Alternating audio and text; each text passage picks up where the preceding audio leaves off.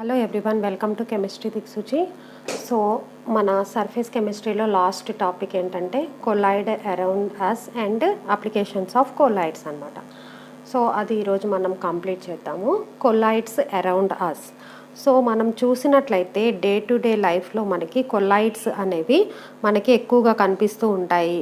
For example food తీసుకున్నా కానీ, furniture తీసుకున్నా కానీ, సో ఇవన్నిట్లలో కూడా మనకి కొల్లాయిడ్సే కనిపిస్తూ ఉంటాయి. ఫుడ్ మనం చెప్పుకున్నాం కదా, మిల్క్, ఇవన్నీ కూడా కొల్లాయిడ్స్. సో మెయిన్గా మనకి చూసుకున్నట్లయితే మనం స్కై చూస్తూ ఉంటాం కదా రోజు, blue colour of sky. Blue colour of sky కూడా మనకి కొల్లాయిడ్స్ వల్లనే మనకి కనిపిస్తుంది అనమాట. సో డస్ట్ పార్టికల్స్ ఏం చేస్తాయంటే డస్ట్ పార్టికల్స్ ఈ వాటర్ వేపర్తో కలిసి ఎయిర్లో సస్పెండ్ అవుతాయి అన్నమాట. గాలి ఉంటుంది కదా, ఆ గాలిలోకి సస్పెండ్ అవుతాయి. ఏంటవి? డస్ట్ పార్టికల్స్ మరియు వాటర్ వేపర్స్ అన్నమాట. ఈ సస్పెండ్ అయ్యి కొలైడ్ని ఏర్పరిచి ఇవి ఏం చేస్తాయంటే లైట్ని అబ్జర్వ్ చేసుకొని బ్లూ లైట్ని స్కాటర్ చేస్తాయి. బ్లూ లైట్ని బయటికి పంపిస్తాయి అన్నమాట. బ్లూ లైట్ని పంపించేటటువంటి బ్లూ కలర్ అనేది మనకు కంటికి కనిపిస్తుంది అన్నమాట. సో ఈ విధంగా మనకి కొల్లాయిడ్స్ వలన మనకి స్కై అనేది బ్లూ కలర్లో కనిపిస్తుంది. సో అదేవిధంగా ఫాగ్, మిస్ట్, రైన్ అంటే క్లౌడ్స్లో మనకి ఏమవుతాయి? క్లౌడ్స్లో స్మాల్ డ్రాప్లెట్స్ ఆఫ్ వాటర్ ఎయిర్లో సస్పెండ్ అవుతాయి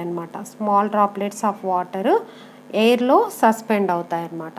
సో ఈ విధంగా ఎయిర్లో సస్పెండ్ అయినటువంటి ఈ డ్రాప్లెట్స్ కూల్ అయ్యి కండెన్స్డ్ అవుతాయి అన్నమాట.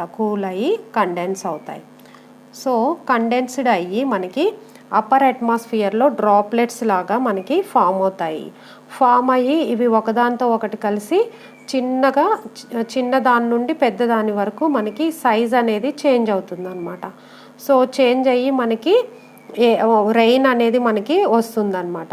సో ఈ విధంగా ఫాగ్, మిస్ట్, రెయిన్ ఇవన్నీ కూడా మనకి కొల్లాయిడల్ పార్టికల్స్కి examples. So artificial rain, so ఈ మధ్యకాలంలో మీరు వినే ఉంటారు. ఆర్టిఫిషియల్ రెయిన్ మనకి దుబాయ్లో, యూఏఈలో మనకి ఏం చేశారు? ఆర్టిఫిషియల్ రెయిన్ ఫస్ట్లో ఏం చేసేవాళ్ళంటే, ఫర్ ఎగ్జాంపుల్ మనకి క్లౌడ్స్ ఏమన్నా ఉన్నాయి, జస్ట్ అవి 40% మాత్రమే రెయిన్ని ఇవ్వగలవు అనమాట. ఈ క్లౌడ్స్ని ఏం చేస్తారంటే, ఈ క్లౌడ్స్ దగ్గరికి మనం ఏరోప్లేన్ వేసుకొని తీసుకెళ్ళేసి ఆపోజిట్ ఛార్జ్లో ఉన్న ఎలక్ట్రిఫైడ్ శాండ్, పొటాషియం క్లోరైడ్, ఇలాంటి శాండ్ని మనం ఏం చేస్తామంటే చల్లుతారనమాట. క్లౌడ్ దగ్గరికి వెళ్ళి చల్లేస్తారనమాట. సో అలా స్ప్రే చేయడము, అలా సోల్స్, ఫర్ ఎగ్జాంపుల్ సిలికా కానీ లేదంటే పొటాషియం క్లోరైడ్ కానీ ఇలాంటి శాండ్ని చల్లడం వల్ల ఏమవుతుందంటే ఈ క్లౌడ్స్ దాదాపు 60 to 70% వరకు రెయిన్ ఇస్తాయన్నమాట. 60 to 70% వరకు ఈ ఏదైతే శాండ్ అక్కడికి వెళ్తుందో, సో అందులో ఉన్నటువంటి ఎలక్ట్రోలైట్స్ వల్ల ఇవి ఏమవుతుంది, ఆర్టిఫిషియల్ రెయిన్ అనేది మనకి వస్తుందన్నమాట.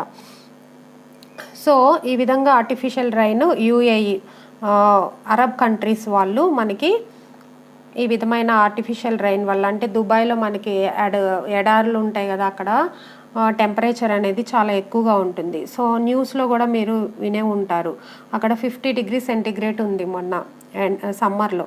సో వీళ్ళు ఏం చేశారంటే ఈ ఆర్టిఫిషియల్ రెయిన్ ఈ విధంగా కాకుండా ఏం చేశారు, డ్రోన్స్ని పంపించి సో అక్కడ క్లౌడ్స్కి ఎలక్ట్రిక్ షాక్ లాగా ఇచ్చారనమాట. ఇవ్వడం వల్ల ఆ క్లౌడ్స్ అనేవి ఆల్రెడీ 40% అవి వర్షానికి రెడీగా ఉన్నటువంటి క్లౌడ్స్ అనమాట. ఈ విధంగా ఎలక్ట్రిక్ షాక్ ఇవ్వడం వల్ల అవి ఏం చేశాయి, వర్షం అనేది వీటి నుండి పడిందనమాట. సో ఇందులో కొన్ని డిసడ్వాంటేజెస్ కూడా ఉంటాయి. సో వాళ్ళకి ఏంటంటే ఈ ఎండకి తట్టుకోలేక వాళ్ళు ఇలాంటి ఆర్టిఫిషియల్ రెయిన్స్ని వాళ్ళు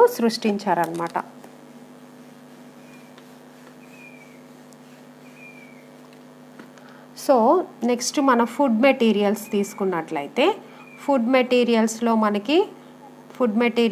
మనకి మిల్క్ కానీ, బటర్ కానీ, హల్వా కానీ, ఐస్ క్రీమ్స్ కానీ, ఫ్రూట్ జ్యూసెస్ కానీ, ఇవన్నీ కూడా మనకి కొల్లాయిడ్సే అన్నమాట. ఫ్రూట్ జ్యూసెస్ ఇవన్నీ కూడా కొల్లాయిడ్సే. సో ఇది ఫుడ్ మెటీరియల్స్. నెక్స్ట్ మనకి చూసినట్టయితే బ్లడ్లో ఏముంటుందంటే ఆల్బుమినాయిడ్ అనే సబ్స్టెన్స్ అనేది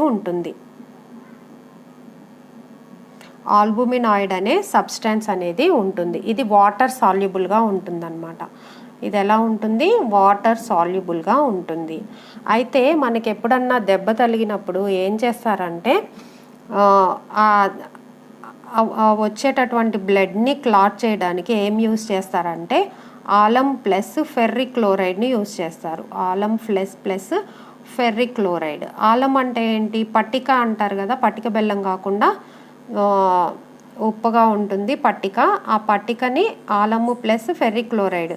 సో ఆ పట్టిక మన దగ్గర ఉన్నట్లయితే ఎక్కడైనా గాయం ఏమన్నా అయ్యి బ్లడ్ వస్తుందంటే ఈ పట్టిక అక్కడ పెట్టినట్లయితే ఏమవుతుంది? అది బ్లడ్ అనేది కోఆగ్యులేషన్ అవుతుంది. బ్లడ్ ఏమవుతుంది? కోఆగ్యులేట్ అవుతుంది అన్నమాట.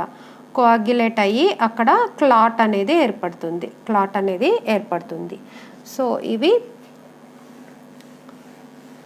సో నెక్స్ట్ మనం చూసినట్లయితే సాయిల్స్ చూస్తే సాయిల్స్లో మనకి హ్యూమస్ అనేది ఉంటుంది. హ్యూమస్ అంటే ఏంటి? ఫర్ ఎగ్జాంపుల్ మనము వాటర్ తీసుకొని దాంట్లో మట్టిని యాడ్ చేసామనుకోండి.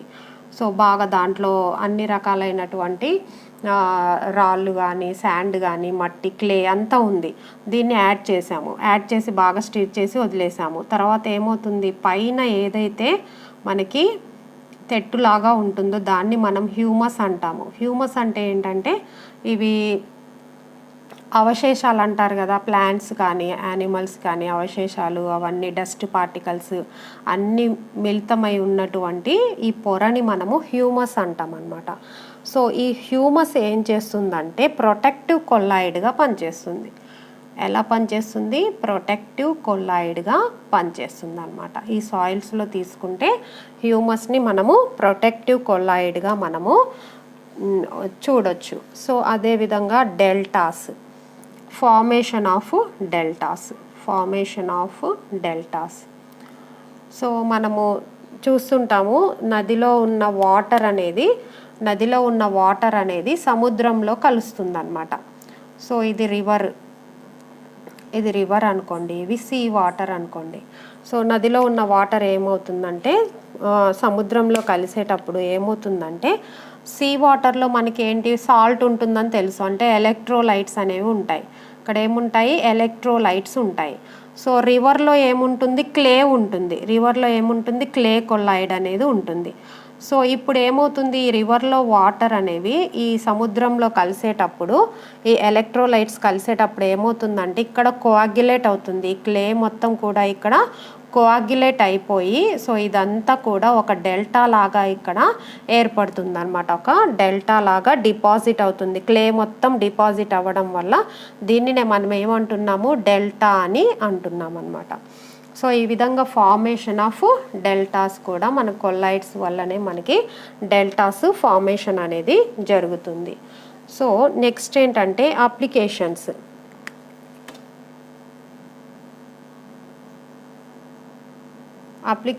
Of colloids. So applications of colloids చూసినట్లయితే electric precipitation of smoke. Electrical precipitation of smoke ఎక్కడ చూస్తాం మనము? ఫ్యాక్టరీస్లో, ఇండస్ట్రీస్లో మనకి మొత్తం పొగ అంతా బయటకు వచ్చేస్తుంది కదా. సో దాన్ని మనము స్మోక్ అంటాం అన్నమాట. సో స్మోక్ అంటే ఏంటంటే colloidal solution of solid particles. ఈ సాలిడ్ పార్టికల్స్లో ఏముంటాయి? మ్యాక్సిమం మెయిన్గా మనకి కార్బన్ అనేది ఒక కాంపౌండ్గా ఉంటుంది. కార్బన్ అనేది కాంపౌండ్గా ఉంటుందన్నమాట. ఈ స్మోక్లో మ్యాక్సిమం ఏముంటుంది, కార్బన్ ఉంటుందన్నమాట. సో ఫ్యాక్టరీస్లో ఉన్నటువంటి ఈ స్మోక్ అనేది బయటికి వచ్చేసింది అనుకోండి, అది మొత్తం పొల్యూట్ చేస్తుందన్నమాట. కాబట్టి ఈ స్మోక్ని బయటికి విడుదల చేయకుండా ఈ కార్బన్ని వీళ్ళు ప్రెసిపిటేట్ చేస్తారనమాట. కార్బన్ ఏం చేస్తారు, ప్రెసిపిటేట్ చేస్తారనమాట. సో అది ఎలా చేస్తారు అంటే,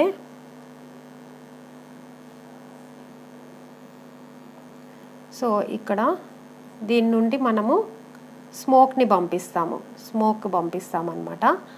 సో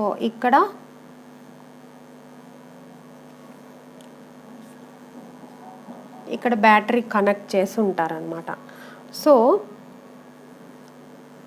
ఫర్ ఎగ్జాంపుల్ మనము స్మోక్లో మనకి పాజిటివ్ సోల్స్ ఉన్నాయనుకోండి, ఇక్కడ ఎలక్ట్రోడ్ అనేది నెగిటివ్గా ఉంటుంది. ఈ స్మోక్నంతా దీంట్లోకి పంపిస్తారనమాట. పంపించి బ్యాటరీ కనెక్ట్ చేస్తారు. ఈ స్మోక్లో ఉన్నటువంటి పాజిటివ్ ఛార్జ్ ఏమవుతుంది, ఈ ఎలక్ట్రోడ్ ప్లేట్స్ దగ్గరికి వెళ్ళిపోయి దీన్ని తగిలి ఇదేం చేస్తుంది, కిందకి వచ్చి పడిపోతుంది అనమాట. న్యూట్రలైజ్ అయిపోయి ఈ కిందికి వచ్చి పడిపోతుంది. సో ఈ విధంగా ఇక్కడ డిపాజిట్ అవుతుంది. ఎలాగా, ప్రెసిపిటేట్గా డిపాజిట్ అవుతుంది అనమాట. ప్రెసిపిటేట్గా యాష్ లాగా డిపాజిట్ అవుతుంది. సో అవ్వడం వల్ల దీన్ని వేరు చేస్తారనమాట. ఇప్పుడు మనకి ఈ గాలిలో ఉన్నటువంటి కార్బన్ మొత్తం కూడా ఇక్కడ ప్రెసిపిటేట్ అయింది. ఇంకా టోటల్గా గాలి అనేది ఫ్రీగా ఉందన్నమాట. సో ఇక్కడ నుండి ఏమొస్తాయి, గ్యాసెస్ అనేవి ఏ విధంగా వస్తాయి, gases free from carbon particles. So ఈ విధంగా ఎలక్ట్రికల్ ప్రెసిపిటేషన్ ఆఫ్ స్మోక్. ఇండస్ట్రీస్లో ఏం చేస్తారంటే స్మోక్ని అదే విధంగా డైరెక్ట్గా గాల్లోకి పంపించకుండా మధ్యలో ఇలాంటి ఎలక్ట్రిఫైయర్స్ని పెట్టేసి, వీటిని ప్రెసిపిటేటర్స్ కూడా అంటారు. వీటిని ఏం చేస్తారంటే ఈ స్మోక్లో ఉన్నటువంటి ఏవైతే కార్బన్ పార్టికల్స్ ఉన్నాయో వాటిని న్యూట్రలైజ్ చేసినప్పుడు అవి కింద పడిపోతాయి అన్నమాట, కిందికి వచ్చి చేరుకుంటాయి అన్నమాట. కిందికి వచ్చి చేరుకోవడం వల్ల ఈ ప్రెసిపిటేట్ అనేది యాష్ రూపంలో మనకి బయటకు వచ్చేస్తుంది. ఆ గ్యాసెస్ అనేవి ఫ్రీగా బయటికి వెళ్ళిపోతాయి అన్నమాట. So next, purification of drinking water.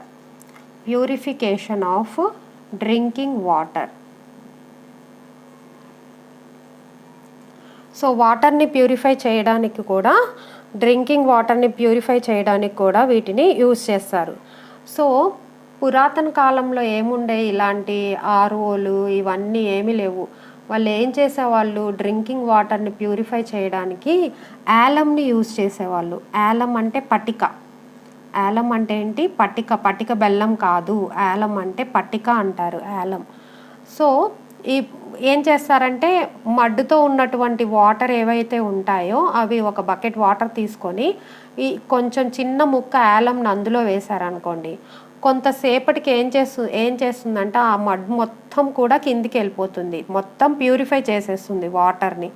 So అందులో వైరస్, ఆ బ్యాక్టీరియా ప్యూరిఫై చేస్తుందా అంటే అది కాదు, జస్ట్ మట్టి పార్టికల్స్ ఏమైనా ఉంటే వాటంతటిని క్లియర్ చేస్తుంది ఈ యాలం అనేది. సో ఈ విధంగా ఇవి ప్యూరిఫికేషన్ ఆఫ్ డ్రింకింగ్ వాటర్లో మనకి యాలం అనేది యాడ్ చేయడం వల్ల కోయాగ్యులేట్ అనేది అవుతుంది. ఇంప్యూరిటీస్ అన్నీ కూడా కోయాగ్యులేట్ అవుతాయి అన్నమాట.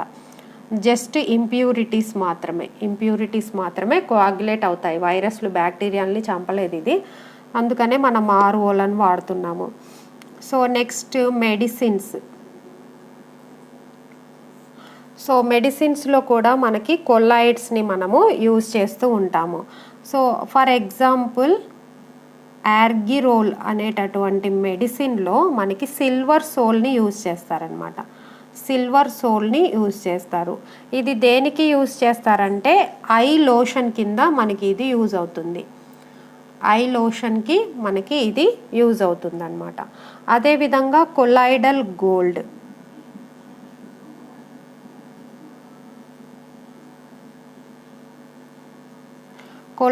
గోల్డ్ అనేది ఇంట్రామస్క్యులార్ ఇంజెక్షన్లో యూజ్ చేస్తారు. ఇంట్రామస్క్యులార్ ఇంజెక్షన్స్ మజిల్స్లో చేసేటటువంటి ఇంజెక్షన్స్ అన్నమాట ఇవి, ఇంట్రామస్క్యులర్ ఇంజెక్షన్స్. అదేవిధంగా కొలాయిడల్ యాంటీమోనీ, కొలాయిడల్ యాంటీమోనీని కాలా అజార్ డిసీజ్కి దీన్ని యూజ్ చేస్తారనమాట. కాలా అజార్ డిసీజ్కి యూజ్ చేస్తారు. అదేవిధంగా మిల్క్ ఆఫ్ మెగ్నీషియా చిన్నపిల్లలకి ఇస్తారు ఎక్కువ శాతము. కడుపులో నొప్పి అలా ఉన్నట్లయితే మిల్క్ ఆఫ్ మెగ్నీషియాని వాళ్ళకి ఇస్తారనమాట. ఇది ఒక ఎమల్షన్. మిల్క్ ఆఫ్ మెగ్నీషియా అనేది ఒక ఎమల్షన్. ఇదేంటి, స్టమక్ డిజార్డర్స్ని తగ్గిస్తుంది. దీంట్లో ఏముంటుంది, మెగ్నీషియం హైడ్రాక్సైడ్ ఉంటుందన్నమాట, మిల్క్ ఆఫ్ మెగ్నీషియా. సో ఇది మెడిసిన్స్లో మనం యూజ్ చేసేటటువంటి కొలాయిడ్స్. సో నెక్స్ట్ చూసినట్లయితే ట్యానింగ్ అంటే ఏంటంటే, మనము కొంతమంది తోలు వ్యాపారం చేస్తుంటారు కదా, వాళ్ళు ఏం చేస్తారంటే యానిమల్ స్కిన్స్ని కలెక్ట్ చేస్తారనమాట. కలెక్ట్ చేసి, ఫర్ ఎగ్జాంపుల్ యానిమల్ స్కిన్ అనేది పాజిటివ్లీ చార్జ్డ్ అయి ఉందనుకోండి, దాంట్లో ఏం చేస్తారంటే నెగిటివ్లీ చార్జ్డ్ ట్యానిన్లో సోక్ చేస్తారనమాట. సోక్ చేయడం అంటే నానబెట్టడం. సోక్ చేస్తారనమాట. అలా చేయడం వల్ల ఏం జరుగుతుంది అంటే కోయాగ్యులేషన్ అనేది జరుగుతుంది. కోయాగ్యులేషన్ జరిగి ఆ స్కిన్ అనేది హార్డ్నెస్ పెరుగుతుంది. స్కిన్ యొక్క హార్డ్నెస్ అనేది ఇంక్రీజ్ అవ్వడం వల్ల మనకి లెదర్ అనేది ప్రిపేర్ అవుతుంది. మనం లెదర్స్ చూస్తుంటాం కదా, యానిమల్ స్కిన్ తోటి ప్రిపేర్ చేసినటువంటి లెదర్స్ చూస్తుంటాం కదా. సో అదనమాట. ఈ ప్రాసెస్ మొత్తాన్ని ఏమంటామంటే ట్యానింగ్ అంటాము. ట్యానింగ్ అంటే ఏం లేదు, యానిమల్ స్కిన్ని తీసుకొచ్చి అది పాజిటివ్ ఛార్జ్ అయితే నెగిటివ్ ఛార్జ్ అయితే పాజిటివ్ ట్యానిన్ వేసి దాంట్లో నానబెట్టి కొంతసేపు ఉంచిన తర్వాత ఏమవుతుంది, కోయాగ్యులేషన్ అనేది జరుగుతుంది. ఆ స్కిన్ మొత్తం కూడా హార్డ్నెస్ అవుతుంది అనమాట, లెదర్గా ప్రిపేర్ అవుతుంది. ఈ ప్రాసెస్ని ఏమంటున్నాము, ట్యానింగ్ అని అంటున్నాము. సో ఈ ట్యానింగ్ ప్రాసెస్లో మనకు అప్పుడప్పుడు క్రోమియం సాల్ట్స్ని కూడా యూజ్ చేస్తారనమాట. ట్యానింగ్ ప్రక్రియలో. సో అదేవిధంగా మనం చూసుకున్నట్లయితే సోప్స్, డిటర్జెంట్స్ వీటన్నింటిలో కూడా మనము వాడుతున్నామంటే అది అప్లికేషన్ ఆఫ్ కొల్లాయిడ్ కిందకే వస్తుంది కదా. అదేవిధంగా ఫోటోగ్రాఫిక్ ప్లేట్స్